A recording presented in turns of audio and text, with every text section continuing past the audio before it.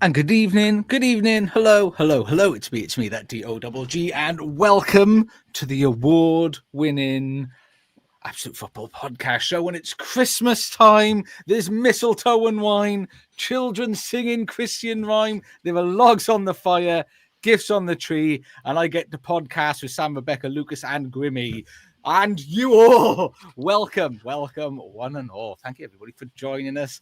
And it's like a mini Christmas special, and there's so many of us here. We've all been blessed to have you all here this evening. And Samuel, good evening, Samuel. Merry Christmas, and how are you? Feliz Navidad, Senor Josh. Yeah, Merry Christmas to you, mate. Merry Christmas to everybody. I'm doing all right. Work's almost there. We're getting there. Although if I hear the phrase one more time, if we just get this done before Christmas, I'm going to lose my head. So none of that tonight. We'll be all right. I've switched off. I have already. If my boss is watching, I haven't. I am on it. Like Sonic. I'm so hyped up for it. But if he's not watching, yeah, I was done like last Thursday. The Grimace, how are you? Merry Christmas to you, sir. And how are you this fine eve? Merry Christmas to you too, and joy to the world. City have lost again. That's all I need to say. Yes, ding dong. The bitch is not quite dead, but it's getting there. We're doing our best. It's a joy. And it's the underscore queen. She is here looking very studious. She's fresh off doing a uni work, because some people really don't switch off. They take life seriously. Rebecca, how are you this evening? I'm very good, thank you. A bit tired. Yeah, it's just been a day of assignments and editing a 10-minute audio package that I had to do, so that's been fun. But yeah, Merry Christmas, and once these are done, I'm done for Christmas, and it's just revising for an exam instead. Oh, what a joy! What a joy that must be, and we're very lucky, and I feel blessed. Every time he's here with me, I feel blessed. Mr. Lucas, Graham's wondering, when's the calendar coming out, buddy? I told you, legal said no, I'm afraid. So yeah, maybe we'll try again next year. But how are you, sir? Are you looking forward to the festive break? I am indeed. Yeah, looking forward to just watching a load of Christmas films. To be honest, can't wait. Haven't quite started yet, so. Oh, well, do you know what? That brings me on. I was going to ask everybody, what Christmas films have they watched since last week? I think, Rebecca, we had tasked you to try and watch some Christmas movies, ideally Die Hard. Did you watch Die Hard, or have you just let us down again? I haven't watched it, but I've watched Nativity 2 and 3. Oh, my God.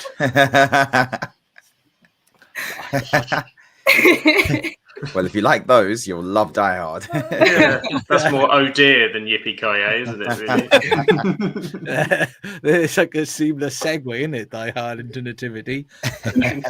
You've got to get on it. It's on Disney. Have you got Disney Plus? Yeah. There you go. Get on. It's there. You'll love it. Once the assignments are done, I will. Good. I approve. And Samuel, what Christmas movies have you been partaking? I did get a bit of Home Alone in this weekend. I did with my first time my daughter was watching it, actually. So she wasn't really watching it until the traps, and I was like, put that tablet down. You're gonna sit here and you're gonna you have to experience this. So that was lovely. I enjoyed a bit of Home Alone.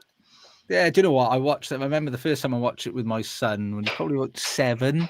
He got really excited, saying, "Let's go do some booby traps." And he was all about the booby traps. I'm not sure if he got the association or just like the word. I'm not here to judge. Grimmy, Christmas movies this week? Well, I mean, I'm wearing it at the minute. I watched The Grinch over the weekend. Nice Jim Carrey classic. Always good fun. Good man. And Lucas, Mr. Box Office Lucas, you said you're going to watch a load. Have you seen any yet? I have seen one, to be fair, if you can count it a Christmas film. I watched Carry On Netflix, which is like their most watched film of the year now. Oh, that's the latest one, isn't it? That's just come up. Yeah, I've saw a trailer for that today. Yeah, it'll be like number 1 UK or wherever you are. Like it'll be that on there. Any good? And it's actual trash. I can't lie. It's complete garbage. Sometimes when you watch something and it's so bad, you just feel offended, and that's that kind of film. But It's no Die Hard, that's for sure. Die Hard!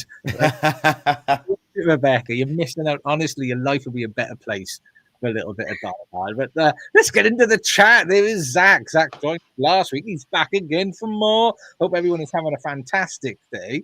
And he's also saying, it's 7-year-old and I are watching Home Alone tonight. First time. Good, that is parenting. That is parenting. We all approve. Well done. There's Sean in the chat as well. Sean's migrated over to YouTube. I'm not sure if that's a recent development. You know what? Sam and I were just chatting literally 2 days ago. It's a Sunday. I think it was Sunday we were talking, saying Sean was keeping up our Twitch end of things, but he's moved across to the masses. He's at the dark side. There's Simon as well. Good evening, Simon. There's Graham. Good evening, team. You might be best you content creator, but if you really want anything until you put the Community Shield twice. Do you know what? He missed out the Emirates Cup as well. I mean, don't do yourself a disservice, Mikhail. There's like 3 or 4 Emirates Cups you can throw in there as well. There's Heather. Good evening, Heather. Hope you're doing well. And Dreety. Dreety's another show where she's here from the beginning. Oh my days. The trifecta.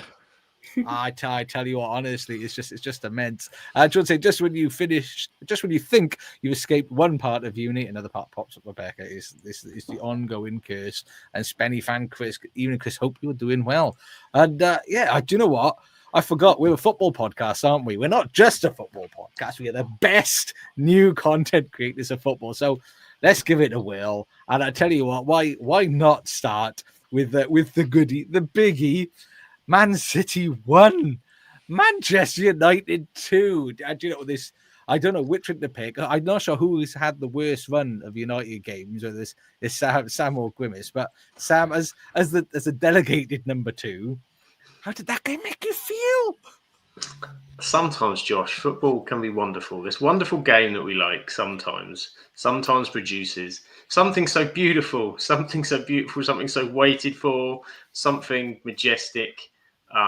It's been a rough ride. It's been a rough year. I'd say bar an FA Cup final, perhaps, maybe. It's been a rough time. But for at least 5 minutes and for all the way until the next game, we can have a wonderful, wonderful time.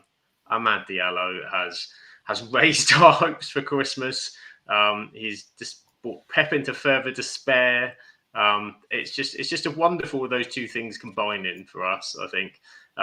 So exciting. And then you get to the end of the game and go, oh yeah, we're still 13th, but okay, we'll just gloss over that for now. Tables are irrelevant. Nobody really cares until the end of the season. Let's enjoy the moment. Really, really, really excited, I think it was fair to be said. The game itself, not the greatest game, not the most classic Manchester derby, not a lot of quality on show, but for that last 5 minutes, who gives a monkey's Christmas anus? Grimmy, did you give a Christmas monkey's anus? Absolutely not. How did that game make you feel, Grimace? I mean, like Sam touched on there, I think in terms of the quality of the match, I think it was probably the worst Manchester derby I've ever watched. It was really, even when we've been battered by City, at least we're watching a good City team play some good football, which is not exactly what you want to watch, but at least we had that. But that game yesterday was a shambles, really, back to front. But again, that boy Diallo coming up trumps with those 2 moments of magic, getting the penalty and then scoring that goal at the end, just unbelievable. And yeah, my previous 85 minutes experience was totally wiped out by a moment of pure brilliance and getting us the 3 points. So yes, very happy to get it, even if it does keep us in 13th, like Sam said. But it's by the by.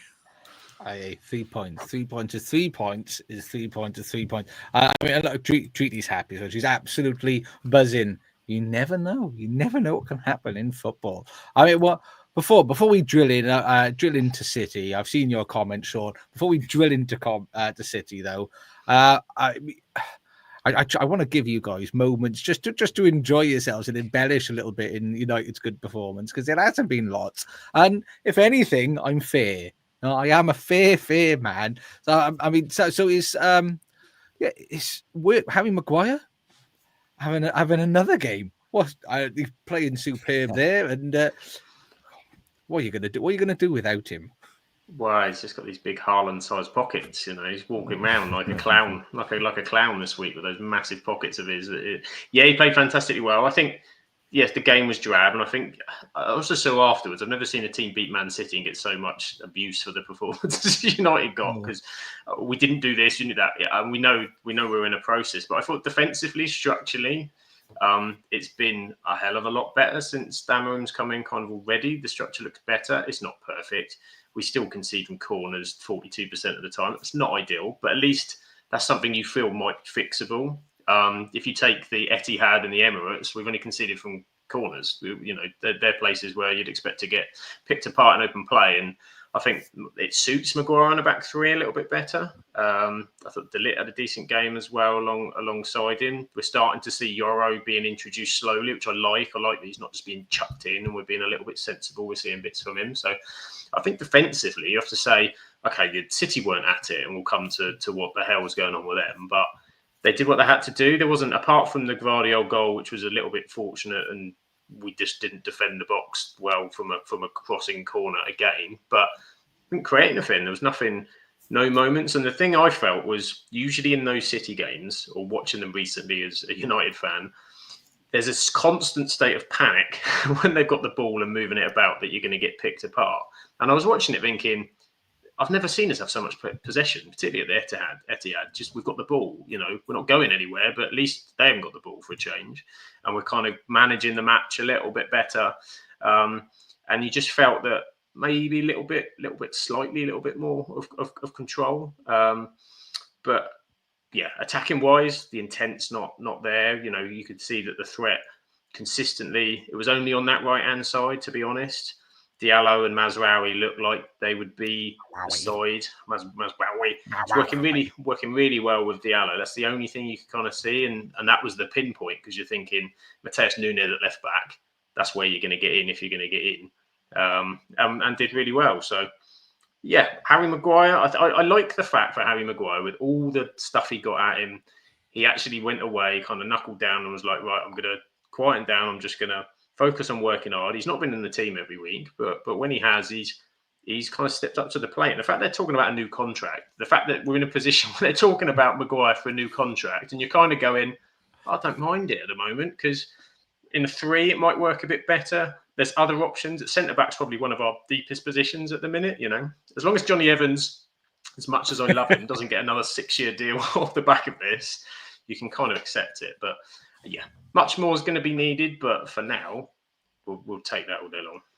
Yeah, and in the chat, I mean, Zach was saying this is it was 51 to 42. Exactly. It's usually like 65, yeah, 35. Yeah. It was much same amount of shots on target as well for each team. It's just them. It was so they had so many corners, 8 corners to your 2, and this the negative I would have said is like you couldn't defend a corner for Toffee. I thought every time I thought, oh my god, it's going to happen. But I mean, Grimmy, give you something nice to talk about. Amad Diallo. Wasn't he lovely? And what are your thoughts over how he should be brought into the team? Because I mean, Amam did say afterwards about being gentle and not putting players up there too soon. But what did he do for you? Well, that's the thing, though. It's like we've seen this over the past few seasons when a youngster's come in and done what Diallo has done. We've usually kept them in the team and then ground them into dust, basically.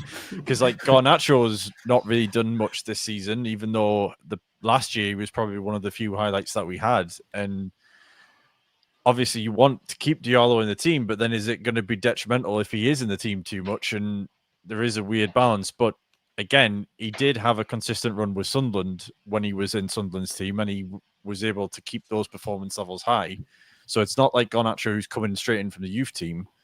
But again, I mean, like Sam said, him and Mazraoui on the right-hand side were just, I mean, they were the only positive we really had in terms of going forward. Like everyone else, I mean, you had Mount getting injured in the first, 10 minutes or whatever it was, again. And then, Bruno missed a sitter as well towards the end. Yeah, that was an interesting one, wasn't it? So yeah, everything else didn't kind of go to plan. I mean, defensively we were sound, but again, Diallo just seemed to grab it by the scruff of the neck in the last 5 minutes and turned it around. And I hope that the other players step up now in the next few games, because we've got obviously the quarterfinal on Thursday against Spurs.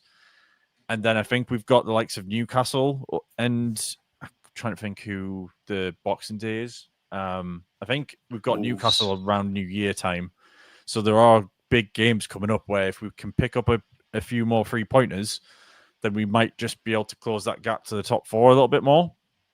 Don't think that will happen, because I think, like I said the other week, we will have more ups than downs. Well, we'll have more ups and downs. So, yeah. But if Diallo keeps giving assists and grabbing goals like he's doing, he can't not be in the team, because no one else is doing it, which is the crazy thing to say. So, yeah, we'll see what happens. Well, I mean, it's Bournemouth next, which, I mean, Heather will say that'll be a tough game. That is home, though. You're at home. Bad as their last season, though. Yeah. Not good memories of last season. That was, I think, the beginning of the end of Ten Hag, really, was because that was just a dreadful game. And then it's, as Sam said, it's Fulham away a Boxing Day, and I'm not sorry, Fulham Wolves away on Boxing Day, which who knows? But I mean, and everybody's bringing it. Sean saying this, Kyle Walker, Tom Daly went for his money. Ooh. Simon, I would think this Kyle Walker. I mean, Lucas, you're a man never to mince his words, and I was sort of looking forward to your analysis. Kyle Walker, what were your thoughts? He should probably start learning Arabic. That's my thoughts on Kyle Walker, because he is completely and utterly post. It's time. You've got a fullback as well, Josh, who might be time as well. So I wouldn't be laughing too much over there. I mean, he's just completely finished at this level. Like it's just completely gone, and it's sad to see. We definitely can't take him away from his career. Like he probably will go down as the best fullback in Premier League era, or right back rather, not maybe. I think I'd probably put him there. We're going to go Gary Neville, are we? Well, I mean, come on. What else am I going to say? Rafael de Silva, Jesus. I wouldn't be mad with a Gary Neville shout, but Kyle Walker, I was getting like pretty consistent for a long amount of time in one of the best teams in terms of one of the best eras in Premier League. So, but his ending is sad to see, and I think he that dive at the end pretty much just summed up his own frustration. Like he's having stuff online, like he's checking his requests. He's getting abused. He's posting it like it's not good at the moment. So he should have gone a few years ago, and I think they need to get rid of him ASAP. Right. I mean, obviously we don't condone any of the shit he's getting online, and if you're one of those people, you're probably not if you're watching this show, because I'd like to think we don't have any of those people watching our show. But if you are, don't be a dick. Just stop it, because you're the problem. But he's it was a tragic dive. I thought, do you know when they do something? Did he get carded for that? I don't think he did he? He got carded for the foul, and then no. For me, it was for the dive. How long he was on the floor for as well. It wasn't just the fall; it was the 20 minutes he was on the deck. holding on to his nose to say, "Oh, give me a minute." Yeah. It was shameful, absolutely shameful. And Rebecca, did you enjoy that City performance? I mean, I enjoyed the match. Whether the City performance was what I enjoyed, I don't think. It was. I mean, United. It was just one of them matches. I don't know how to explain it fully. Mainly because at the time I was doing an assignment, so I was a bit preoccupied. But I mean, probably more engaging. United did what they had to. City just showing that the struggles are there and things aren't working for them. I mean, the Kyle Walker incident kind of just summed it all up. To be honest, it was just a bit of a. And silly, not the greatest match to watch from a City perspective. That's it. Can't get me words. Well, do you know what? From a football perspective, it wasn't really the greatest match to watch. But I mean, before we move on, though, Rashford, I mean, Simon's saying, brother on the Kyle Walker, he's trying to get a player sent off, so he should get a retrospective. I think he should have got carded for it. I don't like that. But Rashford, I'm not sure if everybody's seen. I'm not sure how new these comments are, whether they've just come out this evening. We've sort of basically intimated that, yeah, he's open to a move. He could be possibly moving, but he would do so with a song in his heart and a smile on his face. I mean, Sam, how does that make you feel? Yeah, I think I saw it from Henry Winter. I think reported it and said it was that Rashford was at some kind of event, wasn't he? I kind of like the way it was reported, as rather than you get there, because the media don't half going on Rashford at any kind of opportunity. But it was kind of at least an honest discussion, I suppose, if that's what it was. I think everything he's kind of saying is probably right. I think it's come to the point where he's recognised that the time is coming. Obviously, there was the incident with him being left out of the squad, which hasn't fully been explained from the weekend, but there's been issues with even in Ten Hag's, and there was this time last year, I think he was left out against Wolves, wasn't he? Because he was in Belfast partying. There was a couple of things, and his form's not been there. But the reality is that we've now got a player that's 27 years old, who, okay, he had that great season, 2 and a bit seasons ago. This should be the prime. He's on an unbelievable amount of money. So a lot of I think he's the second highest player behind Casemiro. He's got a crazy deal. But you look at what you would need from a player like that. And if United want to get to where they get to, you have to look at what other clubs have got and what they're doing with that. Liverpool have got Mo Salah, who's world class and has been for multiple years. You've got Cole Palmer at Chelsea, and they're in second place, ripping it up, goals and assists, absolutely central. You've got even Saka at Arsenal. His numbers are incredible. Rashford's just nowhere near that kind of level and hasn't been. The consistency isn't there. And the confidence seems to be a massive thing. And I think it's just kind of come to that. And it's always sad and difficult because it's a local lad who loves the club, and it gives that, the fans want to give that more time. But I think you've seen the shift in the fan base over the kind of last year and a half, and we go, there's only so much you can sort of say that when you're not seeing the performances, the consistency. And from Rashford's perspective, he's getting it in the neck every week. Whether he fits the Amorim system, I really don't think he does. That's a problem. He wants to try and make the next World Cup, which is probably going to be his last World Cup. With what if Rashford's going to get in it, because he'll be by then 28. I don't think Rashford's the sort of player at 32 when his pace goes that he's going to be around that squad, to be honest. So he's looking at it and going, now I need to move. Now, the problem comes down to the fact he's on an extraordinary amount of money. And United aren't going to want to let him go for a free. So who buys him and who can afford the wages would be the question. But it's at least he's kind of being honest and saying, look, I want to fight to get back in the team, etc. But it looks like it's kind of time. And they're having those honest discussions. So I'd rather that than what we've had with other players, where certain one that plays for Chelsea, perhaps, who just disappeared and then just considered to batter the club at every sort of scenario. So yeah, we'll see what comes of it. But it was refreshing. I think it was coming, to be honest. Surprised it's come this quickly, but I thought it was coming. Lucas, Rashford for Arsenal. I knew you were going to say that. When you were just saying who's going to pay that money, and I was like, it would be so Arsenal to go and get him on loan. Can you imagine us having Marcus Rashford and Raheem Sterling in our squads like from January? That will be the final straw for me in January for the season. That's my season done for me. I'm not engaging with it. If we go and sign Rashford on loan and pay him 150 grand a week, take that to help. Here you go, United have 150 grand to go and buy someone else. Absolutely not. I know Martinelli is all over the place. Trossard's all over the place. I mean, we'll get to Arsenal in a minute, but yeah, no, Rashford is definitely not the person I'm looking at to help solve our problems when it comes to, we're not scoring goals to go and sign Rashford, who's also not scoring goals. Well, fair enough. I mean, I think Zach's asking about his weekly wage. I think it's over 300 grand a week, isn't it? 350 grand a week. 350, yeah. Silly money. I think it said United can sign 3 players if they get Rashford off the salary. Crazy times. But I mean, while we are here, it is Christmas, and what would be a Christmas show without a little bit of Christmas fun? So what I've done, I haven't created a Christmas quiz per se, but what I have done, I've decided we'll do a little bit of Josh's Christmas movies in the valleys. So what I am going to do in one of my broadest Welshest accents, I'm going to give you little quotes and little snippets from a movie, and you guys have to guess which movie it is. Now, I think I've got you all written down. on my Is sheet here. this a fair contest? I was gonna say, Not really. They'll all be Die Hard.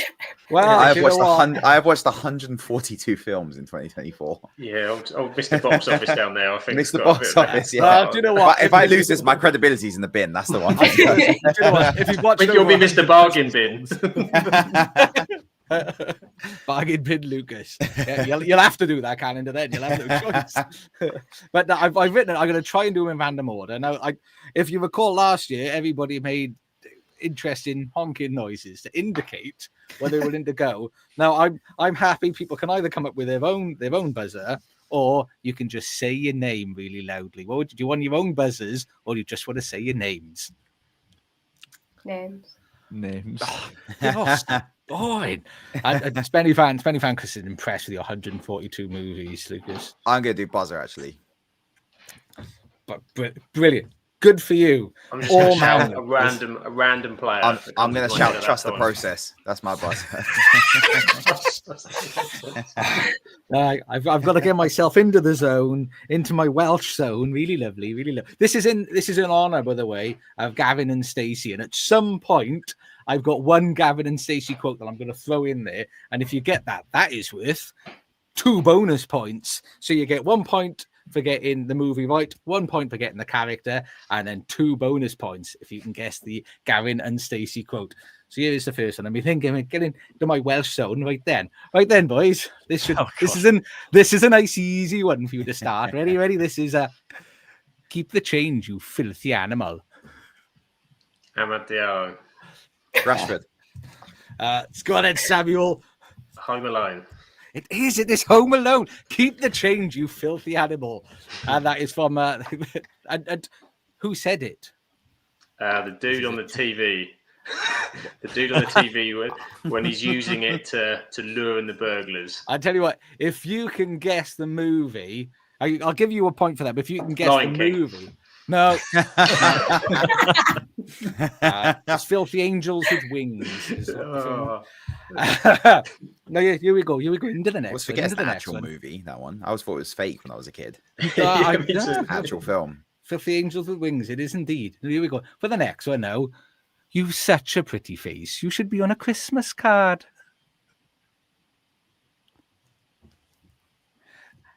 That is one more Rebecca's era. Is it? It is. Everyone's favourite. Sounds very familiar. You have such a pretty face. You should be on the Christmas card. It's the accent's throwing me off. I can't. I know. That's why The I've done accent it. makes it so much more difficult because I'm just picturing Welsh characters now. This is everything sounds like Gavin and Stacey. That's the problem. I want to guess that every time. It's definitely a Christmas film. I'll give you a clue. It was what clue can I give? It is about a young man who grows away from his family and finds out who his real dad is. Rashford. Go on then, Lucas. I've changed to Rashford. Sorry, someone in the chat told me to do that. It's Elf. It is Elf. It is Elf. And who says it? Oh, the Peter Dinklage's character to his sister. No, I'm pretty sure that's not what I've got. I'll give you 5 more seconds. It's Buddy the Elf says it to the pretty blonde bird. To Zoe Oh. Deschanel. And we'll give you one more before we get back into the games. This is a hard one. I will say this is probably the hardest one that Lucas, I would think Lucas or Sam might possibly get this. And are they all on Christmas an age related? basis, they're all Christmas related.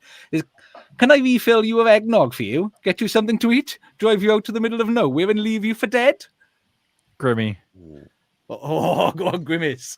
I'm going to go for the Christmas Vacation movie as a random guess. It is. Oh, nice. Don't ask me who says Christmas it. Vacation. I'm No going to idea. Mark Griswold. Well done. Let me just highlight the fact that I've already done those. Otherwise, I'm just going to forget. Gonna do them we've again. actually done them. Yeah, and then you'll get that one. That was round one. Round one with Sam leading 2 points. Give me a one. Lucas on one. Rebecca You need to watch more. You watch more films. Honestly, stop having a life. Stop living a life and watch more movies. But I mean, things that are tough to watch at the moment. Let's head over to where was it? Where was it played? Let me just check. Arsenal 0, Everton 0. Arsenal not wanting to win games anymore. Everton unable to win games still, but a solid effort. But Lucas, how did that one make you feel as well to complete? So I haven't actually do you ever sometimes when your team's playing stand up with your hands behind your back like an old man and stare at the TV? Can't remember the last time I've done that during an Arsenal game. By the 80th minute, I was in front of the TV, arms behind my back like this, just watching like that. Mrs. came in, she was like, that's not going to help them win. Just like in my ear, and I was just like, I was like, there's going to be a last minute goal here. There'll be a header or something. And it didn't come. It's been coming for a long time, but even that, I was like, I mean, no offense, Rebecca, but Everton at home is that is 3 points for Arsenal, every year without fail. And we didn't look up for it. We didn't even test Everton. Everton didn't even have to get out of second gear, and they had 2 weeks break. They were literally so relaxed defensively. Calvert-Lewin was comfortable holding the ball up and keeping possession, helping them move along. Ashley Young, 39-year-old Ashley Young, rolling back the years, and I can't remember who summarized it, but it was we played Dyche ball against Sean Dyche and obviously came up short.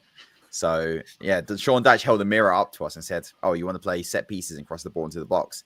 Go on then. give it a go. I've been doing this is my entire MO. This is what I do. And it failed. It failed. And there's some worrying signs of Arsenal at the moment. It definitely is. When it comes to attack, I don't know whether it's been coached out of the players. Look at Martinelli. Outside of Saka, look at our attack. Just look at it and go, are you actually scared of our attack in any form? Does that look like an attack that would win the league? And it's definitely not. And Saka can't do it all on his own. I mean, he tried to at one point. We took on 3 players, but he can't do it. But teams have figured out it's very simple. You double up on Bukayo Saka, you clatter Odegaard as soon as he has the ball. Man United did it first, and we had nothing in that game outside of the 2 set pieces. You just put Ugarte on Odegaard the whole game, and you doubled up on Saka, and that was it. Shut down. Monaco almost got away with it, but then they fell apart in the second half. But they stopped the set pieces by putting 3 players on the halfway line, which is the other way to get involved. And Everton did the same thing. Double up on Saka. Mikalenko was solid. I always thought he was going to be all right for most of the game if he had help. Idrissa Gana Gueye is technically he is one of those players in Premier League mid-table legends. I call them that. Idrissa Gana Gueye is definitely in there because he silently has been a very solid DM for every year he's been in the Premier League, the 2 times he's been here. And I look at in the last game against Fulham, I look at Jimenez and then I look at Calvert-Lewin and I go, can you imagine if you just put one of those guys in our team and we had him as our striker, as the focal point, compared to Kai Havertz just running around doing nothing? And to be fair to Kai Havertz, he's not really getting service. And I'm confused as to what his role is. And I'm sure neutrals watching us play, you're like, well, he's not told to get into the box. He's not told to link up play and drop deep to give space for Saka. He's just there. And then on top of that, we've shoehorned Mikel Merino in, who, God, that is a terrible signing because he doesn't offer us anything. We've moved our best midfielder, who is Thomas Partey, to right back to accommodate him. It's really messy, and you heard the boos at the end, and that hasn't happened at the Emirates for a very long time. So I think the fans are starting to get a bit concerned about what's going on with our team at the moment. We've spent a lot of money on the Mikel Arteta, and the one season Man City drop off, this should have been Arsenal's home run.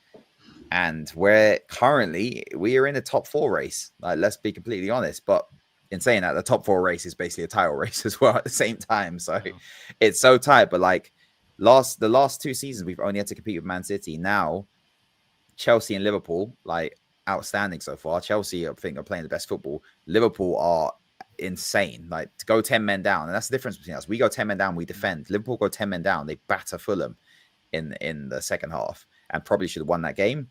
And I mean, that draw against Everton, I'm worried about the Palace game tomorrow in the Carabao Cup because there are signs there where it's teams should know how to nullify us now. It's very straightforward. If you stop the set pieces and you stop two players, and even Odegaard was poor. He's been taken off like 15 times when we've needed a goal since he's been at Arsenal. And he's our captain and he's supposed to be our most creative player. You don't take off your most creative player if you need a goal. Man United don't take off Bruno when they need a goal. Liverpool don't take off. Well, your creativity comes from everywhere, to be honest, at the moment now. You're not relying on one player. Chelsea, can you imagine Chelsea taking off Cole Palmer when they need a goal or even Enzo at this point now? So it's messy and a lot of money's gone into it. Like Declan Rice I don't know what Declan Rice is doing in the team at the moment. He was completely nullified. The Rice, Marino, Odegaard midfield was completely nullified by Mangala and Idrissa Gana Gueye. And it's sad to see, but it's not over yet. But my God, I don't know where we go going forward because our attack is horrific at the moment. It's so bad. Well, he's here. Can I just say, I've missed a Lucas analysis. That was so good. I just had me on here. At this point, almost broken again. I've missed it. I mean, do you know what? Sam and I had a call with an Arsenal fan on Sunday, and he sort of thought his feeling was perhaps that Arteta has seen what Arsenal have done the last couple of seasons, where they've just been really attacking and sort of quite open. And he sort of thinks that Arteta maybe has sort of gone a little bit too much the other way now and try to become too controlled. He's literally that season when we dropped to 93% season. I think that generally messed him up a bit. He's affected by that, and you would be obviously like in that position. And he's gone, defense let us down in those key moments. We didn't have Saliba; he got injured, so now we have to have a defense, and he's forgotten that we need to score goals. But I don't even think it's just that because we've shown we can score goals. Sporting Lisbon, West Ham, there are goals there.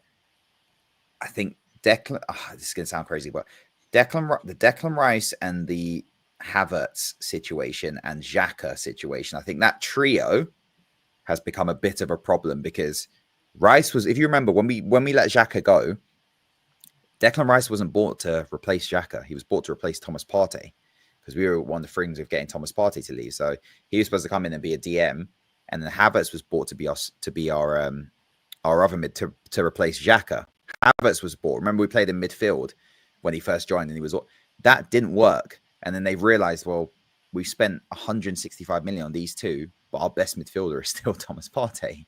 So he's been moving it around, and then he's gone, well, Havertz can do a job up front. He's tall, he can hold the ball up, he works hard, and he can score goals. He'll get a few goals here and there, but not to level that we need a striker to. Jesus has dropped off a cliff. And then he's brought in Marino to again, we need to fill someone who can do Xhaka, and Marino can't do that. So we haven't replaced Granit Xhaka this whole time, but we've bought 3 players to try and make it work, and none of them work. And that's nearly 200 million we spent on that thing, and it hasn't been fixed. And I think that is the concern. That's what's messed us up going forward is the transition, and we haven't got a striker. Jesus has got 1 goal in 32 games. What is Calvert-Lewin's record in the last 32 games? Has Calvert-Lewin got more than 1 goal in his last? I think he does. I think he does. Yeah, I think he does. Sure, He does. Yeah. I think Beto has more than that in his last 32 games. To be fair, Calvert-Lewin to do 32 games, so that's spread over like 7 seasons. For him. But I think he was 18 when he first started the first, and then 32. Calvert-Lewin has 2 this season alone. There you go. There you go. It's not immediately fixable because you can't, and we only go down one side. It's Odegaard and Saka, tiki-taka, and it leaves the whole other side. And Martinez's been coached to be a byline winger, which isn't his game. And Trossard's inconsistent and obviously doesn't get on with match. This is a mess, people. This is an absolute mess. It's fixable, but it is a mess. And we're not going to spend in January. He's already said that. We're not going to go and get a striker in Jan. If it's any solace for you, Granit Xhaka is doing really well at Leverkusen in the last couple of seasons. Yep. And I was on his case this whole time at Arsenal for the 5 years here. And then he had 1 season where he was outstanding. And what do we go and do? See you later, Xhaka. Thanks for being one of the best midfielders in the league this year. Off you go. It's not good. It's not good, guys. And I am so worried about this Palace game tomorrow because it's a cup match and we need a trophy. Palace are hitting form. They're not conceding goals. They're looking very solid at the back, and it's finally starting to click. They're a little bit the issues up front. But guess who hasn't scored a goal in 20 games and is an ex-Arsenal player who will be starting up front tomorrow? Don't gamble, people, but I will be putting money on that. I will be putting money on Eddie Nketiah to score. Can you imagine if he rocks up to the Emirates and scores a goal to knock us out? That is it. Happy Christmas, Arsenal fans. I mean, I'd take it away from, obviously, Lucas evidently wasn't happy with that draw at Everton. Not at all. But somebody who would have been happy, you didn't lose, Rebecca. I mean, heading into the Arsenal match, I was thinking, all right, as long as we keep it to just like 2-0, 3-0, I'm happy. And that's the way I went into it. It was like, if they get up to 5, then I worry. But I mean, heading like the run of fixtures that we're currently on, this is like a bonus point for us. I mean, we're going to have the most side that we're thankful that got postponed. Got Arsenal, Chelsea next week, I think. This week. Then we've got City on Boxing Day. So it's like the current run of fixtures for us to get a point off Arsenal. It's like living on cloud 9 at minute as an Everton fan. No, I mean, it weren't great for us.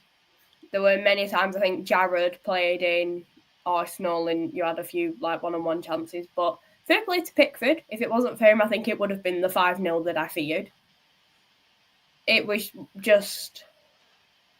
I'm happy with the point. The takeover should be being completed this week. So it could be quite a good Christmas for Everton fans. Damn. I mean, it is... The match in general, I mean, we had chances. I think it was Doucouré had quite a decent chance, but for outside netting. The wage of points where you're like, oh, if we'd have passed it or if we'd have done something else, we would have challenged more. But there's just, again, something not quite working with Everton in general, I don't think. But to be able to keep a clean sheet against Arsenal, sorry, Lucas, is very good for us. And to actually put in a bit of a decent performance against a high-flying team like Arsenal, I mean, we are still in a bit of a poo situation near the bottom of the table. I think it's like we could have capitalised on different results that went our way that didn't really go our way this weekend. I mean, Ipswich winning hasn't really helped with the point that we got because I think they're now 1 win behind us. We do have a game in hand, but again, Merseyside derby. So we don't know. Chelsea, your next one as well. Yeah. I mean, if we run back last season, I think we beat them with Lewis Dobbins scoring his first ever Premier League and Everton goal against them. So if we can, I mean, we've sold him since, but if we can do that again, I'm happy. But anything can happen with the current way that we're playing, the team, the setup and anything, but as long as we show up, I think that's the only thing. That's all we ask, especially with the current takeover situation. Like, it is looking a bit more positive for Everton. We have a future and we have I set on a good ownership. The end of Farhad Moshiri, in which there have been quite a few Everton tweets reflecting on our time with him, like your favourite moments. And the main one that I see in the worst Moshiri moment is the fact that we got Rafa Benitez as manager. That is the only thing I ever see from Everton fans now in reflecting on the time with Moshiri. But hopefully a good point against Arsenal. Potentially a draw against Chelsea. We're at home, you never know. We didn't expect the point against Arsenal. So it will be interesting, but... Yeah, well, Chelsea have got a proper attack, so... See, my argument is, could we, for Everton, just change a tiny bit, and if we're going up against like Cole Palmer, go for a 3-man defence with our 6'6" defender of Jake O'Brien, and just have the centre-back units that we have just attacking them lot. I mean, that might just be the way that I think, but just try and cover a bit more. But then it is Sean Dyche we're on about, and he doesn't really change much, and he is quite stubborn in the fact we had Michael Keane playing for months, and that didn't go down well. Their attack is too dynamic, Chelsea, I think. Yeah. I generally think they're going to beat every team 6-20. If I think Chelsea are going to beat them home in the way this season, just the way their attack is. You can't part the bus against them because they've got people who can shoot from outside the box, and you can't give them space because they've got rapid wingers, and all of them are playing very well. And it's not just the first 11. Neto, Sancho, Madueke, there's players they're swapping in and they're all playing well. I think they're a problem, which is how I feel about Liverpool's midfield. In that you can't stop that. You can't stop that grab and burst. McAllister, Szoboszlai, put Endo in there. That midfield transition, you can't stop it. We don't have that. I look at those two. I'm like, we are not as good as those two teams. It's not good. But I'm going to ask you, like, because Josh, you've been on Arteta's case for a while. I've seen you on Twitter. But where do you guys think this is? Do you think this is generally like? Do you think Arteta is our Brendan Rodgers? I think that's a really good... close, but not over the line. I think, to be honest with you, the Arsenal job was probably a job too soon for him. Really, I think he needed to do something somewhere else first, because he's having to grow and learn on the job with Arsenal, and I think that's probably quite high pressure and quite difficult. Citing, I got 2 charity shield, I got 2 friendly cups as a reaction to sort of being called out on something, sort of shows it's a tough job. But yeah, I can't see him getting you there. I just don't think he's got it in his arsenal, pardon the pun intended. I think this season's just completely ripped any narrative up I think he had, because the last couple of seasons you've got the Manchester City juggernaut, and that's what, to be fair, Klopp used it on occasion. Look at what we're up against, and as you said, that season you came so close, a couple of games at the end, but it was a pretty perfect run up until that point. There wasn't a lot, and this season is that's where it changes everything, because as you said, they should be there. I had Arsenal down because I didn't think City would win the league. I thought this would be the one that I didn't see them stepping off the way they've stepped off, but I thought maybe this is it. And I thought, well, the Arsenal were the ones. This is its prime for them to step into.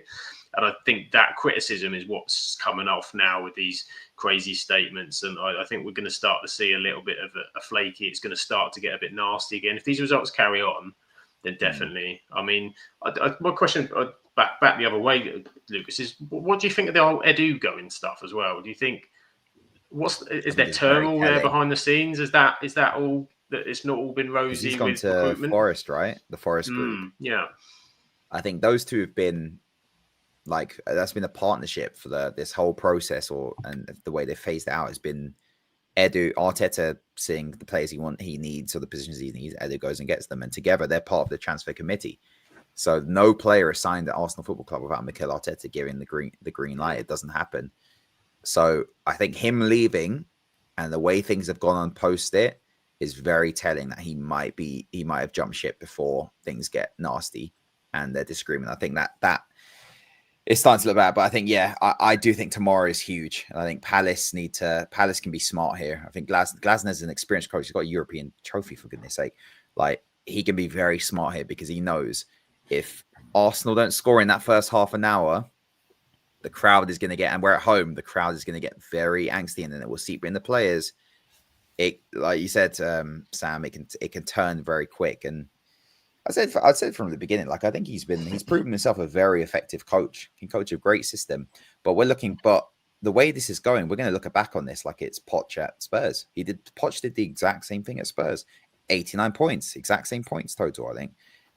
They competed and then they fell off, and Poch didn't even spend any money. He didn't spend the money for wasn't it like something crazy, like 400 something days.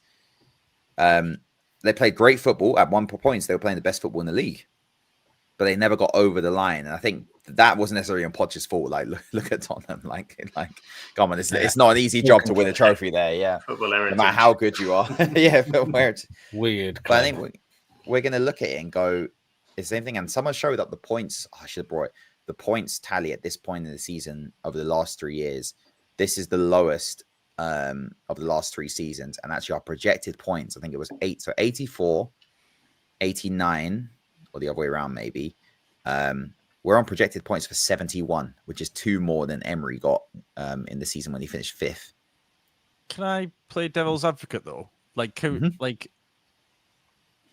Arteta took over, Arsenal were in such a bad position. I know it's not going great at the minute. Like, I'm not disputing anything you have said about, the past few results have not been great by any stretch of the imagination. But is there not shouldn't there be a bit of a recognition of he has taken you from being outside of Europe, 8th position in a couple of seasons, into top 4, securely in the top 4, almost winning the title last season. are the players maybe not in a bit of a dip considering how close they got and didn't quite get over the line? Is that really, should Arteta not be given a bit more time because of the season he's had last year? Do you not think?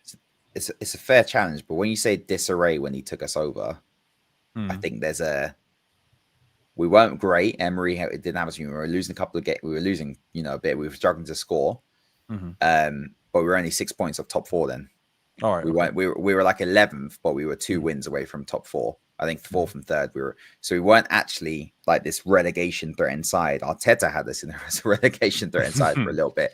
But I agree. Yeah, he should be given the praise for what he's done for sure. But the questions come in that you can't be backed to that level. You can't have 600. I think I said 700 million pounds spend 5 years, given everything you want at one of the biggest clubs in the world, and the only trophy you have in your entire reign is the one that you won with all the players that you deemed not good enough and got rid of. Yeah.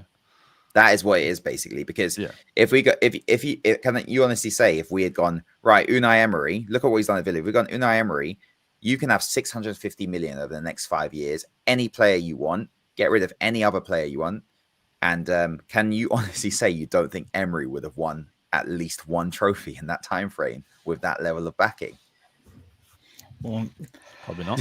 Probably good not. Times. No. Hashtag good times. That's where it comes to. I think it's just it is fixable. But I've said it this year, and I was like, even last year, I was like, he has to get a trophy. But I was like, this year, a trophy and a title challenge keeps him in the job for me. And I think Carabao Cup is very achievable. Yeah. And I'm not going to turn my nose up at the Carabao Cup when we haven't won a trophy in 5 years. I'm not going to do that. So Carabao Cup, chance for the trophy, we keep going. You don't do that, give it to someone else, because even the thing with like, what manager would you get is another art question. Always people always going, it's like, didn't you guys just sack Ten Hag when no one was available and go and get one of the best managers in Europe out of his job mid-season? By the way, not even mid-season, before mid-season, when they just battered Man City and have one of the best strikers in the world scoring goals for fun. And you went, right, how much is your contract to pay you out? 10 million. Cool. Come over here.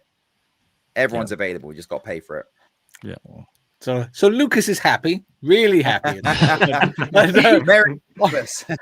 On a pleasant note, the Sports Personality of the Year. One of my favourite interactions with himself from Spenny Franquist. Sports Personality of the Year. 3rd, Jim Root. 2nd, Luke Littler. And the winner was Keely Hodgkinson. But then he corrected himself. Jim Root's the guitarist from Slipknot. And the cricketer, it's Joe Root. That's brilliant. That tickled me. And Nick saying Eddie will be confirmed. If confirmed, we'll have the global operations. Going to be another club joining soon. Let's just continue to try and be a little bit happy. We'll go back into Josh's movies in the valleys. This next one, this is an actual quote. I haven't made this one up as I get into my lovely Welsh accent. I'm going to tell you, this is the quote. I'm not a pervert. I was looking for Turbo Man. Oh, Amad Diallo. Oh, go on then, Samuel. Jingle all the way. Yeah. And who was the character? Oh, yeah. Do you know what? I'll let you have the actor as well, because I didn't know the guy's actual name. The dad, yeah. Yeah, no, it's the guy in it in the blue coat. I don't know. Amad Diallo's dad. I'll give you the dad. It's Howard Langston. Or Arnie. Big Arnie. Come on now. So that is that one. The other one, here we go now. No, we are your worst nightmare. Elves with attitude. We are your worst nightmare. Elves with attitude.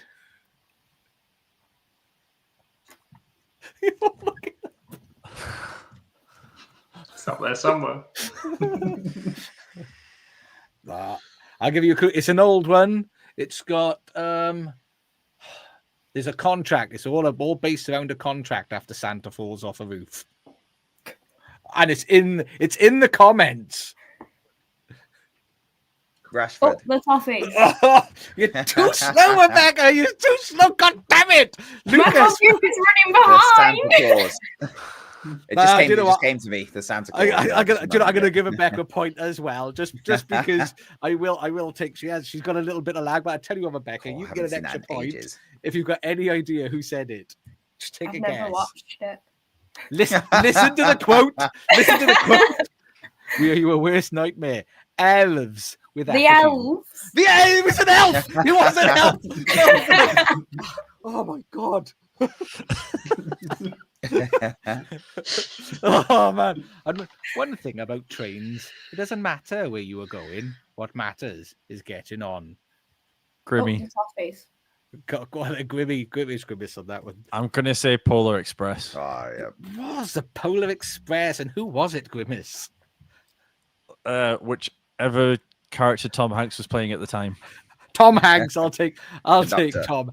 I'll take Tom Hanks. And use this is a nice one. I realise that Christmas is a time to be with the people you love, and the people I love is you. Grimmy. Armadillo. It's Grimmy again. Grimmy again. Love Actually. It was Love Actually, and who was the character? The one that holds the card signs at the door, played by Andrew Lincoln. I don't know. No, no, it Rick. isn't. No. I tell you what, Sam, because you were second in, I'll let you steal the bonus point if you can tell me who it is. It's I don't know the name of the character. It's the guy, doing the guitar. He does the Christmas song with his manager when they're having a drink because he turned down Bill Elton John's Knightley. party. There you go. It was Bill Knightley. Let's see if I can pick another one out to you. Here's another one from another Christmas classic. You were what the French to call les incompetents. Me. Oh my God! It was here. What was it? You? Home Alone. It was Home Alone, Rebecca. Oh, go on. Who was it? Do you know who it was? It's like one of his cousins, isn't it? I don't know. It's the girl. I don't know Is it a name. cousin? Oh yeah. Oh my God! Is it a cousin or a sister? It's a family relative. I'll give you family relative. No way. It's all relative. And should we do one more, or should we move on to another game? One more. Oh, one more. I don't want my house to be seen from space. Oh, Grimmy. Oh, go on, Grimmy. He's on Deck the fire. Halls? It is Deck the Halls. And who was it in Deck the Halls? Oh, I can let you have the actor if you want. oh, what is it? Matthew Broderick? Matty Broderick? No, I can't remember his name. Wasn't Matthew Rashford. Broderick. Go on then, Lucas. You're going to seal the actor. Danny DeVito. Danny DeVito. It was. Hey. Oh, do you know, it's I watched so that for the close. first time last Christmas. Deck the Halls. Do you know, I so let me just highlight these ones that I know they've answered. Look at that. Everybody's so happy for you, Rebecca. Here's that one. I've done that one. And I've got a couple. I got like 20 odd that we could fit in here. Then we've done the pervert one, haven't we? We've done the pervert. We've done the Oh, flip that. Time single. I don't want to keep everybody here. Look at that. Look. Oh, that's lovely. And apparently, Rochdale are winning 2-0 as well. Up Get the that Dale. right. Get in, Up the Dale. Dale. Char will be happy in the middle of the stand somewhere. In the 50 layers of clothes she was talking about on X before. Well, I tell you, what we'll do now. I mean, because time's ticking on, so we won't do a lot on Europe this season. I'm sorry, everybody. There'll be a really, really quick European one. But Wolves won, Ipswich Town 2. Little bit manic. I mean, Lucas, Wolves won Ipswich Town 2. How did that one make you feel? It made me feel great once Cunha scored because I got him in my fantasy team. So Me too. Didn't Paul care Callum about in the anything end, else. though. And I was one, when you get one of those differentials and you're the first one to do it, and everyone says you're crazy. That was Cunha for me this season. I had him right at the beginning, and then everyone got him in. He's like the new Chris Wood at the moment. But yeah, I mean, poor O'Neill, but like you can't lose to. You can make excuses for them. Some of the recruitment's not been great. The defense is a bit of a shambles. They've shown signs of actually getting it together and scoring goals. You cannot lose to Ipswich at home. You're going to get sacked, especially when you're down there as Wolves. Like there's investment in that team. You can't lose to Ipswich at home. So it is what it is. And I think they already got a manager already, didn't they? Today was it Pereira? Yeah. Yeah. They probably lined up for a while. So yeah, Cunha's quality. I really like him. I think he's brilliant. But he's about to get a match ban as well. I'm surprised the FA haven't said anything already on that. They It's taken charged. a It's while, gotten. hasn't Yeah, they have announced them. They have said he's Oh, they got have. a couple of days to respond to it. I think not that he's really got a lot to respond to, but yeah, I did it. My arm slipped.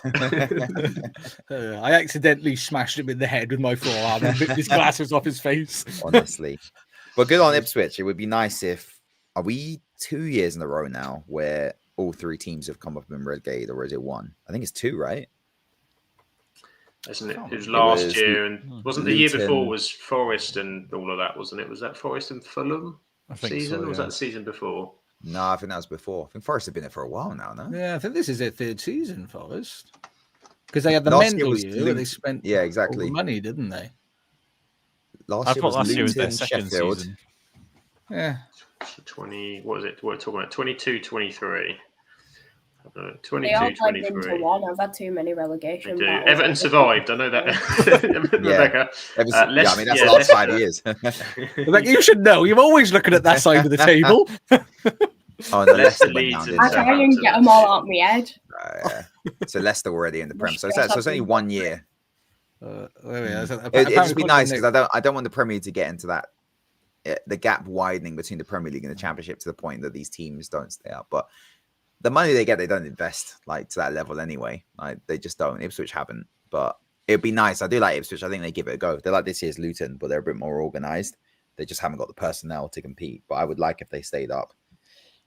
I just don't know who's going to go down in the season. Like Wolves, I think Wolves have got too many good players going forward. Everton find a way. So Everton are inevitable.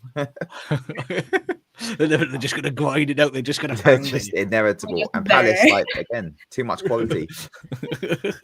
I mean, Treaty's chuffed to bits here for Ipswich as well. She really wanted to do well, but Kuna, what a playing. But Sam, Gary O'Neill, we spoke about this on Sunday. It was almost like he knew, wasn't it?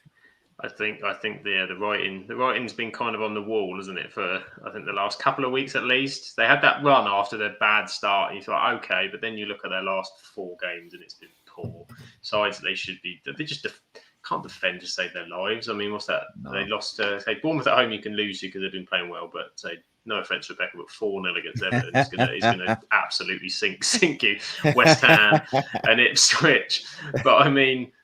Yeah, I think he knew, didn't he? I mean, the interview afterwards, I think we spoke on Sunday and we said, Very when you're telling. talking about players as them, that group of players, and you're thinking, yeah, there's that disconnects there. You could see it in the shenanigans at the end. I mean, 8-0, he lost his head.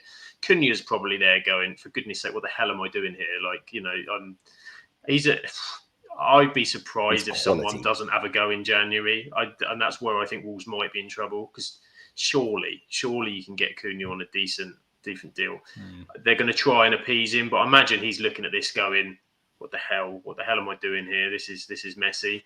But they just lost the plot. Attacking wise, they've been really exciting this season, but defensively they're on utter shambles. So it's the league position doesn't lie. It was a matter of time, and Gary O'Neill was going to bite the bullet. It's not good. And I mean another game that was not. Look at that side. So I love that. No offense, Rebecca. Then you go into something main. we just don't being say, honest. The score was honest. We don't say no offense, Rebecca. We say sorry, Rebecca. What we got? The mad moment of the Wolves' Ipswich match was not Kuna, but Craig Dawson literally lifted up and carried off. Straight to that centre back, yeah. I think everybody's had enough there, haven't they? Yeah.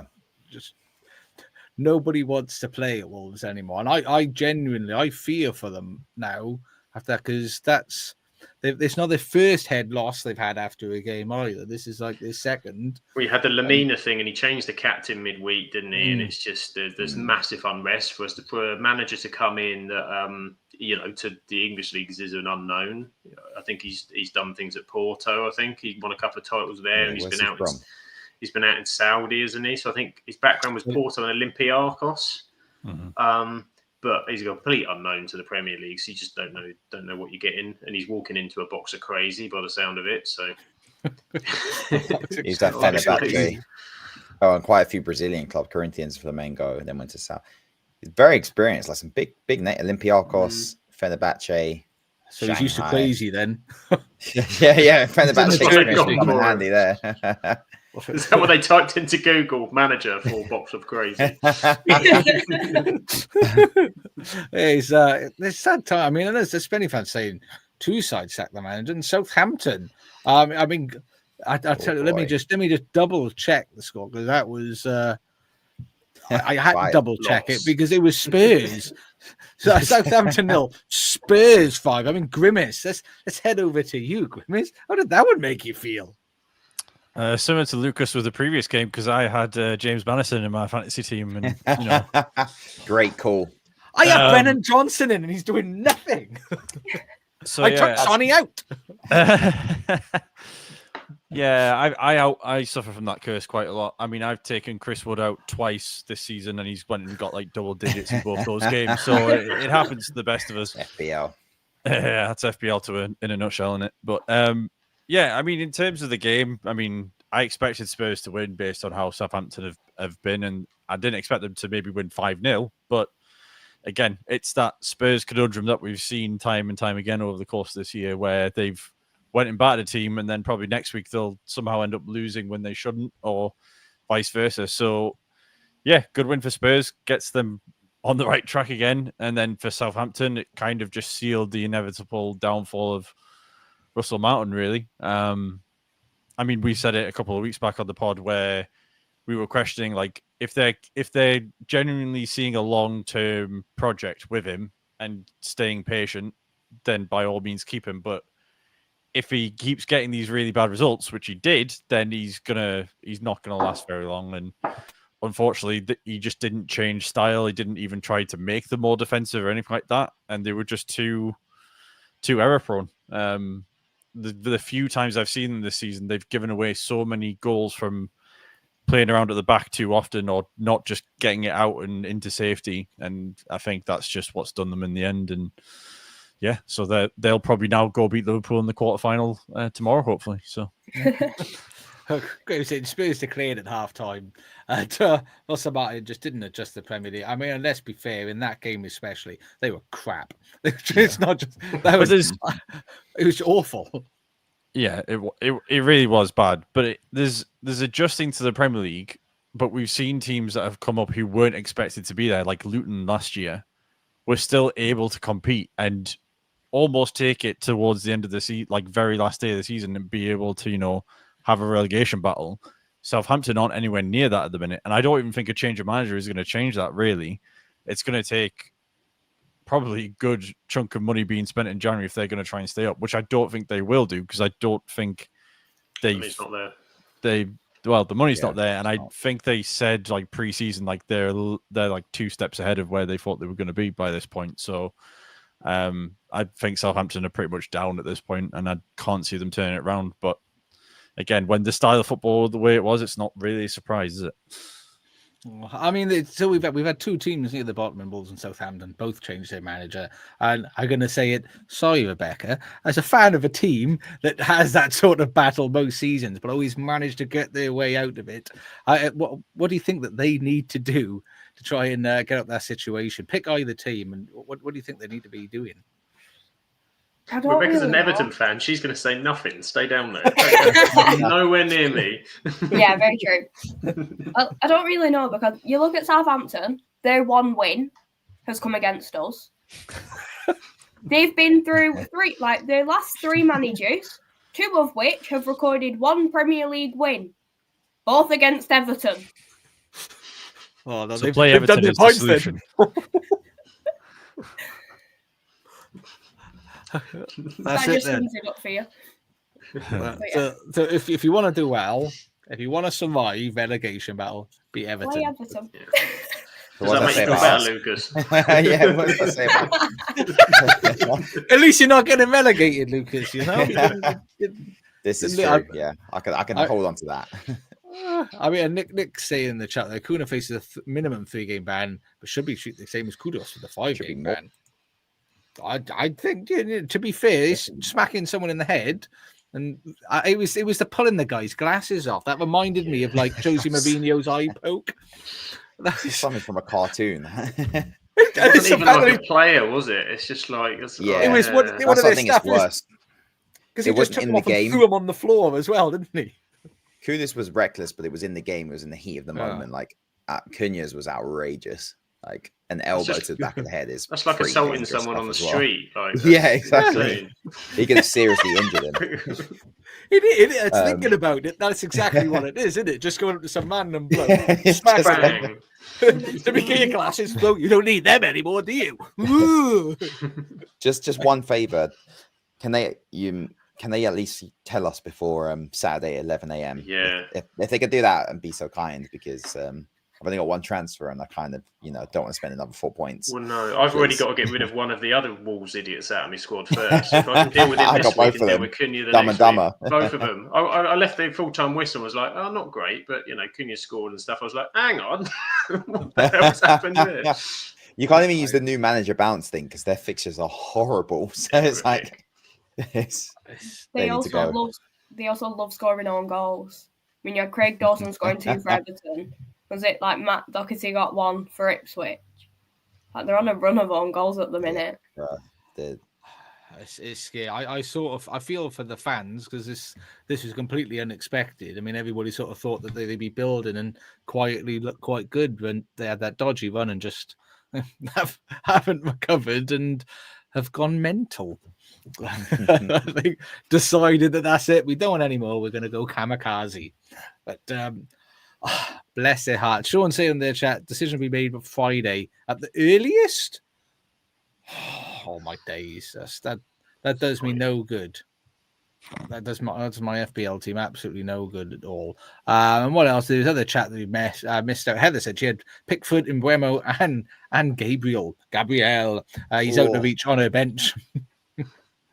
And what else? Other picks in the chat. What did I see? I saw something else I wanted to pull up, and I can't find it now. Oh, that was it. Simon saying, Russell Martin's problem was the same as companies when he's in the Premier with Burnley. He refused to change his style of play. He refused to change, and he paid the price. The poor sod. Poor sod. Let's crack back on with some movies, otherwise we're going to be here all night long, and I've still got like 6 or 8 more to do, and I spent ages finding these buggers. So we're gonna do them. It's gonna happen because here's the next one. We elves, we try to stick to the 4 main food groups: candy canes, candy corn, and syrup. Me. Do you all like this? Hilarious. Oh, I gotta go to Rebecca just for the I'm gonna let enthusiasm. Rebecca have it just for pure enthusiasm. Elf. What movie? It was Elf. And who was it? Who said for the bonus point? Buddy the Elf.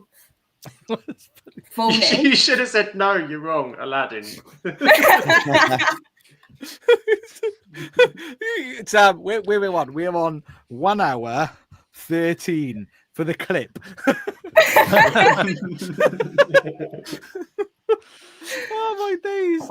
Oh, right then. Where is it? The next one? The next one we got. I can't believe this. Of all the people I've slept with, it's him that gets me pregnant. Not Ahmad Nigel Diallo. Williams, not John Prescott, some knobhead from Essex. Sam, who is that? That is Nessa from Gavin and Stacey. It is! And you get 4 points Ding, for ding, that ding, because ding, you ding. carried 2 bonus points.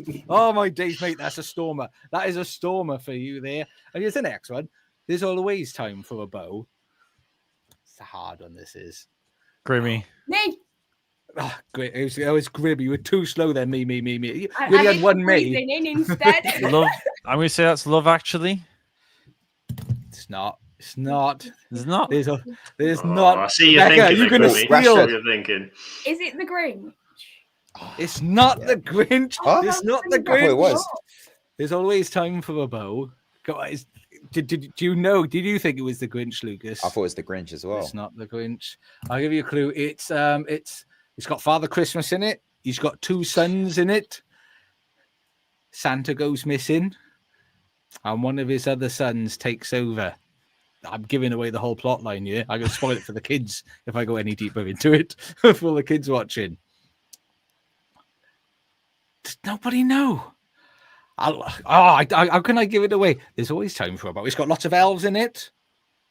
Christmas Father- trees, snow. No, Reindeer. Father Christmas' Favourites. oldest son is very military-minded, and he wants to run it in a military style. Small soldiers. And his other son does all the rapping. He wears reindeer Oh, slippers.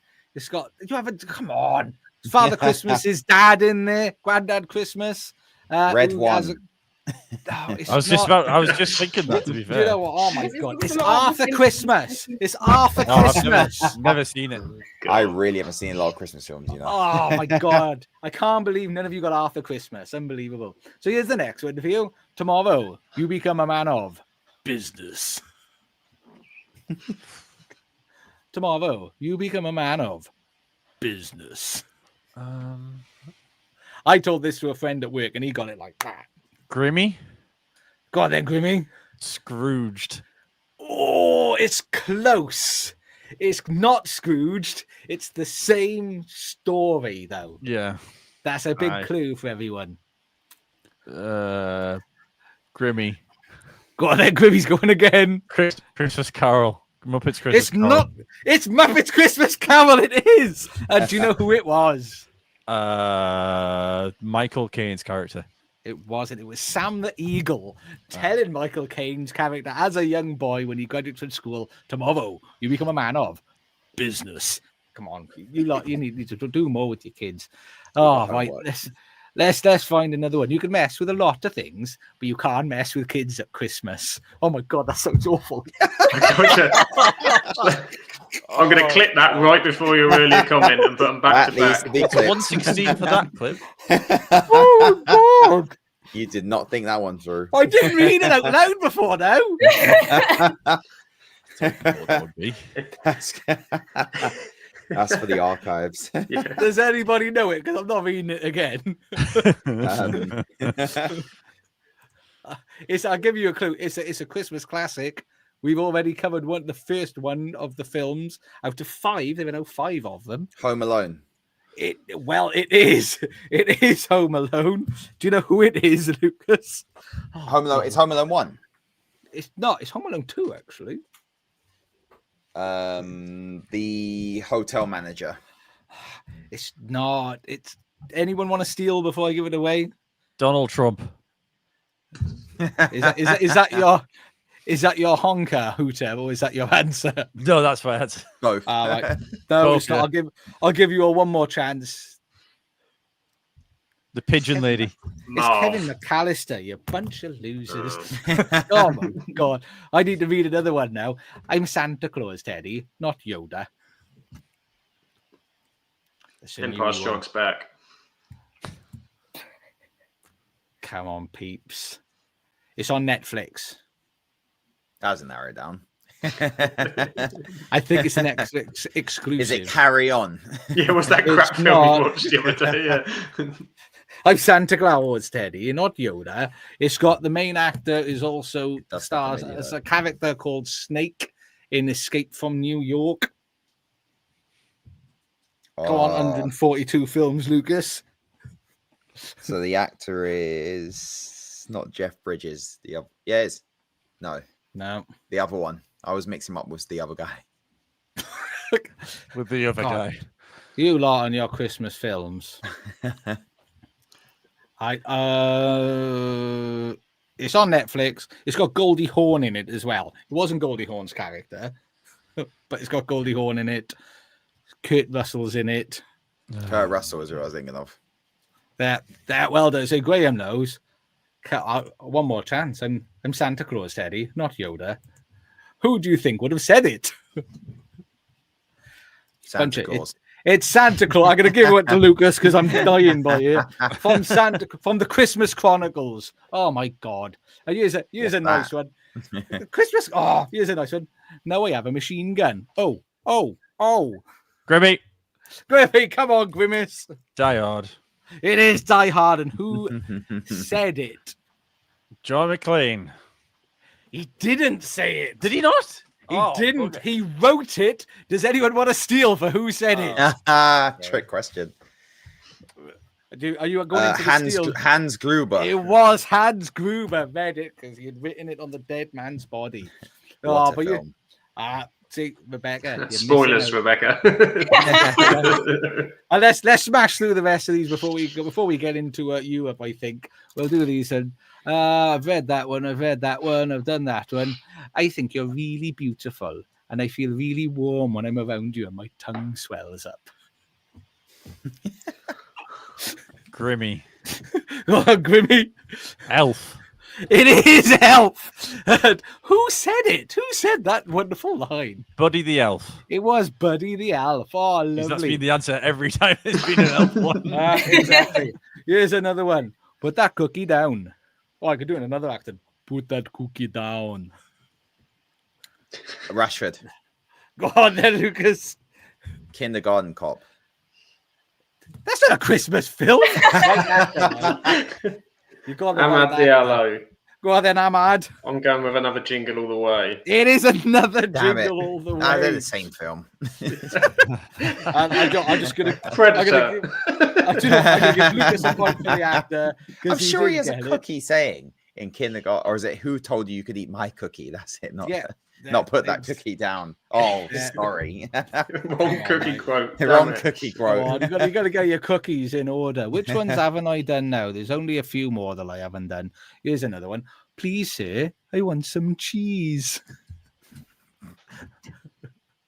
Grimmy, I'll give you a clue. You've already answered this movie. Me, Oh, Rebecca.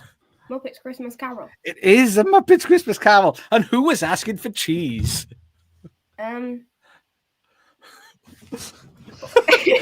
I love the fact that this is a thinker. No, is it like the kid that's Bob? Are you talking about the frog? No, Yeah. the frog doesn't want any cheese. I gotta do this to somebody else now. It's too late. You guessed the frog wanted some I said cheese. he's kid. Right, that's but it. not the You one ruined wrong. it now. Does anybody know who wanted the cheese? Michael Caine is a child. Oh my god. It's a baby mouse. It's a baby mouse. It's asking for cheese. Oh my god. I'm so ashamed of you. Lot. Humans I like really cheese am. too. I really Frogs ashamed. feel like cheese. We don't know. It's never been I tested. think, do you know what? I think I got two more left. Here it comes now. Here's the next one. Where's it gone? I've lost the bugger now. I'm not even joking. Is that Oh, the here it quote? is. No, it's help me. I'm feeling. Grimmy. Go on then, Grimmy. It's the Grinch in It is the Grinch. the Grinch in the Grinch. It was the Grinch in the Grinch. And the last one before we get ready to wrap up for Christmas. But now, let me say, without hope or agenda, just because it's Christmas, and at Christmas, you to tell the truth. To me, you were perfect. Ahmad Diallo. Go on then, Ahmad. Who is it? Love Actually. It is Love Actually. Do you want to guess who it is? It was old Andrew Lincoln pre-Walking Dead to Keira Knightley. It was. And what- Before the big what a bushy beard. What a beautiful phrase. I think that's lovely. And that is true. Let me see, without hope or agenda, just because it's Christmas, to me, you were beautiful. And let's talk It about was lovely, scores, apart from the right? fact it was his best mate's wife, but the Well, sentiment yeah, was you know, lovely. it was all really nice there. Right then, people, I tell you what, we're gonna whiz through these European leagues, and then I'm gonna tell you all the scores because I'm sure you're very excited to see how Mr. 142 films. This is a little bit unfair. I'm gonna smash everybody. I'm gonna Not ruin one you Christmas all. film in those 142. We'll see how we did. But with my slides, I thought it was going to be a quiz on foreign cinema. You didn't tell me it was going to be Christmas. I was going to go for like the Sundance Festival, but yeah, exactly. I didn't quite get there. But let's have a look. Let's take a look at the league. This is a league table at the moment, and obviously Liverpool's still at the top. I didn't get Monday's game in there. If someone played Monday, I didn't because it did these on Sunday because life and all that jazz. But Liverpool is still at the top. I believe they haven't been overtaken yet. Chelsea is still there. And then it's by Arsenal. Arsenal in third, but Nottingham Forest. Are they still in fourth? They are, aren't they? What a lovely thing to see. A top four battle. with Nottingham Forest in there. God, that takes me back to before I was born. As you mentioned, down the bottom of the table, Southampton, Wolves, and Ipswich, with Leicester getting pumped by Newcastle United. Incidentally, are we giving love to Newcastle or commiserations to Leicester on their performance? How are you feeling? Love. I'm not giving love to Newcastle because I was driving around in that city centre trying to drop my wife off for a Christmas do, and it was an absolute nightmare. So there will be no love to Newcastle. No love to Newcastle. I thought it was a very good Newcastle performance. And Crystal Palace, another, as Lucas mentioned, they're turning it on, and they look so up for that game. It was unbelievable, and smashed. And apparently that's some sort of derby game for Brighton and Crystal Palace. So that is that one. Arsenal next in the league as well, not just the cup. Ooh. Double Nketiah. Get him in your dream team for Cunha. Oh, beautiful. It's Sam. Anything that you want to say, or we just smashing through this? Basically, Barcelona lost. Barcelona have done a bit of a tanking session going on. Not quite Man City style, but they have gone right off the boil. So Yamal's out now with an ankle injury for another month. They lost to Leganés, I believe. 1-0, not good. Real Madrid got 3-3 draw, but Atletico are taking advantage because they look at all those greens. They've done some wonderful greens. Definitely. And all of a sudden, there's a title race has appeared, 3 of them. And Bilbao, the Athletic Club, not a mile off either. Wouldn't it be lovely if they could get involved? That would be nice. But Barcelona dropped off, so it looks like interesting stuff. And right at the bottom, Valencia are bang in a world of trouble. Absolute world of trouble there. It is a mess. It's an utter mess. 3 defeats on the bounce, bottom of the league. Troublesome times for Valencia. Not looking nice. And over in Syria, Atalanta, at the time of producing this, Atalanta were at the top of the table, which I think there was a game. What did they there? They beat Cagliari and Juventus 2-2. Was it Inter the top now? Oh, it wouldn't have changed though. Oh yeah, no, they beat Lazio 5-0. So it's like I said, I did these on Sunday night, not Monday night. I'm not as organized as like Sam and Sean.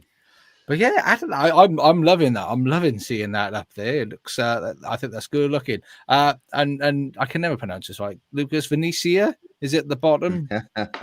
Great kits, beautiful kits. Yeah. That's actually their strap line on their website, I think. Great kids. Football. And Como beating Roma 2-0. Oh, Roma in free for all. That's why I hear Mourinho. Did I hear Dele Alli's gone out to Como training? Is that Fabregas has called him over. Nice. 6-0, sorry, not 5. 6-0 away from home as well. It's turning in. It's starting to become a little bit interesting again over in Syria this year. And as Graham pointed out, getting Utility FC is Lecce beat Monza 2-1, winning football, and that made a bit of a difference for them because pushes them high. Well, I say high, much higher than they previously were. It's looking nice. Here we go. What's Nick saying? Ademola Lookman of Atalanta is the CAF Player of the Year. As long as it's not a FIFA one, because them FIFA, I'm not sure if you've seen them FIFA Players of the Year and team. What a pile of pap that is! Oh my god, just utter garbage. In the Bundesliga, Bayern Munich lost. They lost to Mainz. Oh my! The agenda's still on, guys. It's still on. He could go trophyless. The trophy's not secured. They're out of the cup. It's coming. They're not winning the Champions League. He is in trouble if they don't win the league this year. Can you imagine? Because never losing. They've still only lost one. They beat Augsburg 2-0. So it's looking very interesting. I'm not. Is Harry Kane still out injured? Yeah, I think so. They're suffering from Arsenal syndrome. That all their attack is through 2 players and no one else can score. Yeah, I know Musiala is banned. I think I spoke about last week. Musiala was banging goals in for them, but. If Musiala and Kane on scoring, they're screwed. It's not. And did I see? Oh no, it's the other RB side. The other RB side's try to sack their manager, wasn't it? Not Leipzig, Stuttgart, Salzburg. That's the one. There's too many of them, isn't there? These Leipzig back in there as well. Frankfurt were having it. Leipzig dropped off a bit, but they're back in there again. 27, 27, 28. All the leagues are good. It's all good this year. It's interesting times, and with Bayern at the top on 33, 4 points ahead of Leverkusen, who are 2 points ahead of Eintracht Frankfurt, at the same points of RB Leipzig, who are 3 points ahead of Freiburg, who are 1 point ahead of Stuttgart, who are 1 point ahead of Mainz, who are the same points as Dortmund, the same points of Werder Bremen, 1 point ahead of Wolfsburg, who are on the same point as Mönchengladbach, who are 4 points ahead of Union Berlin, who are 1 point ahead of Wolfsburg, who are 2 points ahead of Hoffenheim, who are 3 points ahead of St. Pauli, who are 1 point ahead of Heidenheim, who are 5 points ahead of Holstein-Kiel, and 2 points ahead of Bochum at the bottom. Bochum are still on the bottom. They haven't won. Do you know what? They still haven't won. I think it was February. Elche. I think Elche didn't win the game until February in the Liga. So we're going to see if Bochum can go further than February. And if they do, they win a prize of being one of the most garbage teams in Europe over the last couple of years. So the race is on. In Scotland, one of the Dundee teams play. I think Celtic might win the league. Yeah. So the universe is back, reset itself then. Well, and they've got even more confidence, haven't they? Because they've finally overtaken Rangers Trophy Hall. They've now become, because they won the League Cup, didn't they? They're now the biggest trophy, so it was massive. Yeah, they've overtaken that trophy. They've now got 250 to 249 or whatever it is, and Aberdeen have got 3. You know, whatever the history of Scottish football tells you. But Ferguson's got one of those or 2. You got I suppose you got European Cup, didn't he, and the Scottish Cup, I think. Yeah. I mean, it's done really, isn't it? Big Shanks didn't do anything. I've noticed not a lot of games. I don't know why. I'm assuming it's because there's some sort of cup or something happening. Do you know what happened in Scotland, Rebecca? It was the cup final between Celtic and Rangers. I think it was 3-3. Went to extra time and penalties, and Celtic won on penalties. So that's why quite a few of the matches were postponed. I know this weekend it is Dundee and Rangers. So hopefully Rangers might still be a bit upset at the fact they lost the cup and let Dundee beat them. Shocking. Rangers, it's just shocking. But that is the exciting league of Scottish football. With the views here, I think, did I see there was something interesting here that grabbed my eye? Yeah. PSV lost. Did haven't they been? Do you know we've got Lucas? Lucas can actually say words correctly. I can't. Help me out on this one, Lucas. FC, you tracked. Who's you tracked? FC, you tracked. You and Evie. Yeah, you and Evie. You're in tracked. I'm glad it's not just me. It's Hercules, Almelo. This is Sparta. Oh, that's a good. And where's Warwick? Oh God, they still lost the game. Warwick lost to Fortuna Shithard 3-2. What is going on? Jesus Christ! Honestly, Warwick, you had one job to do: win a game of football. For the love of God! So yeah, Peck's Wally lost to not the sequel to William second. Herveen beat PSV. PSV didn't win, but they're still 56 goals in 16 games. I still think is just crazy talk. What has happened? Oh, here's what. Try and get this one, Lucas. NEC.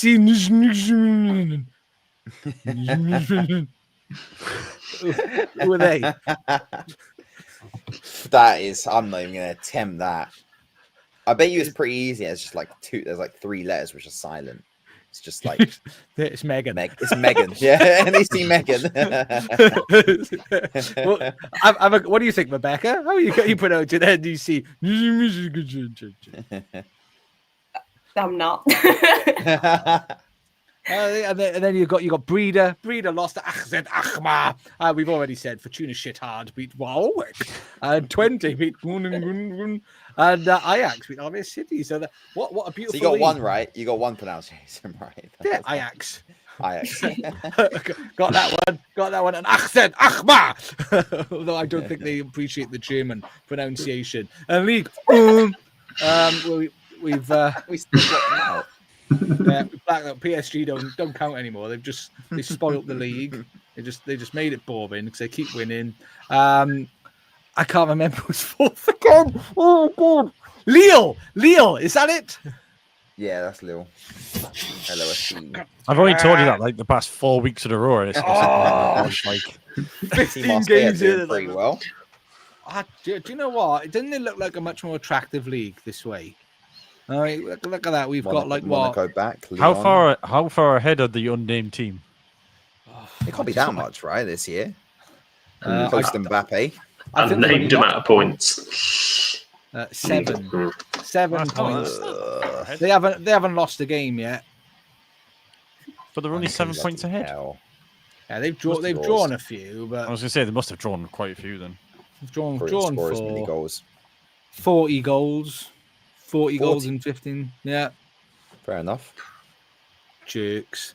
And it's very fat Chris are telling us in National 2 Group B, La Roche. Do you know what? That's where Leonardo Andy DiCaprio's character disappeared to in Catch Me If You Can, La Roche. That's where his mum was from, isn't it? Am I right, Lucas? Yes, you are. Yeah, good. Yeah, but they lost the Bordeaux with Andy Cavaliers. Don't know if he scored or not. Go on, Bordeaux. You didn't tell us, but great FM save. Yeah. And that's League One. That's Europe. That's European football done. Now I'm sure you're all very excited to know who won the quiz. And we've actually, it was quite tight. We're going to go in reverse order. So we've got 2 people joint bottom. So we've got 2 cheeks on the bottom. And on 7 points out of a possible 50. 40. Not far off 50. It was 44 out of 44 points. So 7 points out of a possible 44 is Lucas and Rebecca. Bottom of the screen, bottom of the table. Channeled my inner Everton. So who do you think? There's only 1 point between Sam and Grimace. Just 1 point in there. How are we feeling, boys? Who do you think is the winner of Christmas? Who do you think is the most Christmas? I think the 4 point. I think the 4 point swing of Gavin and Stacey will give it to Sam. It's difficult because Grimmy's such a winner of life, so it's hard to be able to. I mean, just look at me, you know. He's a winner in life. Is he the winner of the quiz? No, he's a loser. He's the first loser. The winner is Samuel on 12 points, and Grimmy was on 11. Oh, it was the Gavin and Stacey one that got, because if not, you would have been owned, mate. You would have been owned by Grimmy. You would have been 3 points ahead, but it doesn't matter because you're the winner. And do you know what? This evening, we're all winners. We're all winners. And Sam, if people want to follow a winner like you, how can they do so? I do so on the social platforms of wonderfulness, wherever they are. What am I on? Twitter at Sam Absolute FBL. I'm on TikTok. Yeah, why not? That's the same. And then also at Sam Absolute EFL. And then I've done the podcast. I do all the podcast stuff. So just follow the podcast, and probably I won't be too far behind it, like a trailing dribble of water in the wind. That's me. Oh, do you know what? He's not first loser. He's a winner in our hearts. Grimmy, where can people find you? Saint Grimmy on YouTube. I've just rebooted my Formula One channel, so Taking the Pits is now alive. Video's just gone live in the past hour. So if you want to go check that out, we'd greatly appreciate it. And then I'm Grimmy16 on Twitter. Do you know what? She's not bottom. She's number 1. She's all over her game too. She's going to pass with a first because she's number 1. But _ Queen Rebecca, where can people find you? You can find me here, _Rebecca _shot_. And that is on Twitter and TikTok. You can find my Her Game 2 content at ASFC Her Game 2, in which we have some very exciting things up and coming in the new year. And anything ice hockey related is Her Game 2 Ice Hockey. Again, hopefully some more announcements coming. You can find my F1 content along with Jen, who is on the Lower League podcast, and that is with Girls in the Grandstand. Oh, superb. And you know what? He might have been bottom this evening, but the only bottom people really want to Lucas is in his 2025 calendar. if that is not forthcoming, people want more Lucas. Where can they find you, sir?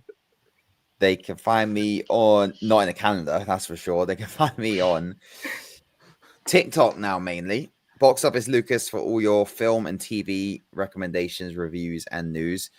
Definitely nothing to do with Christmas, as has been evidently shown today. And Crab Dribble on TikTok for all your Football Manager content.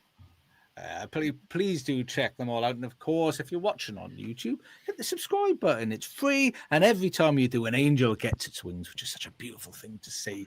And on Twitter, it is still Twitter. It will always be Twitter at Absolute Ball Pod. And of course, on YouTube and on Twitch, we at Absolute Football Podcast, as we are also on the TikTok and Instagram and Threads, if it still exists. We are Absolute Football Podcast and on Facebook as well. And at the moment, I don't know what we're going to do in the new year with the Premier League show. It could very well continue on Tuesdays. The feedback was good from you lot in the chat.